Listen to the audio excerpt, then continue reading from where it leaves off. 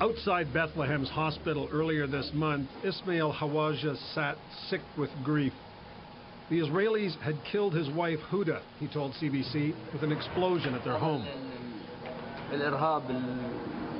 As is often the case, his story of abuse by soldiers couldn't be verified. The army had nothing to say, and what was happening inside the refugee camp was off limits to foreign reporters. But not to the Israeli media. An Israeli camera went right along with the soldiers, right into the briefings, and right into the Hawaja home.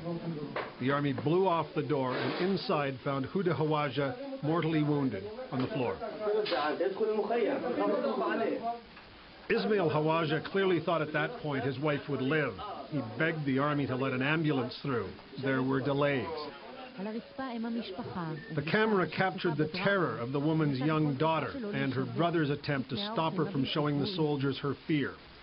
After the mother was finally taken out, one of the soldiers spoke to the news crew. "I don't know what we're doing here," he said. "Purification, maybe. It's dirty here. I don't know why a good Hebrew boy should be here so far from his home." Another soldier said he approved of the operation and that it really wasn't so bad. The soldiers then tore the house apart, evidently looking for weapons. In another scene, a girl begged soldiers not to demolish her home's wall, but in vain. Soldiers commonly smash walls to get into adjacent houses. This tape was actually not supposed to be aired.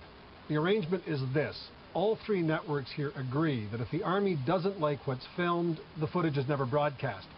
In this case, the army decided this tape was too embarrassing, too damaging, so it ordered it shelved. But this past weekend, Israel's Channel 2 decided to break the embargo, and the army and the government and a lot of viewers did not like what they saw.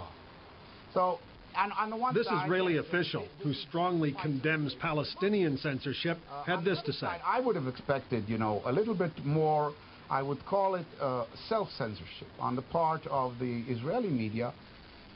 Israel's second biggest newspaper splashed it all over page 1 today under the headline, "Gaffe." The army, after trying to suppress distribution of the pictures, expressed contrition for its soldiers' actions. Our action is so difficult to be done that it's, I would say, to the extremities of acceptance. And regarding the delay in evacuating Huda Hawaja, the army said this. It's a mistake.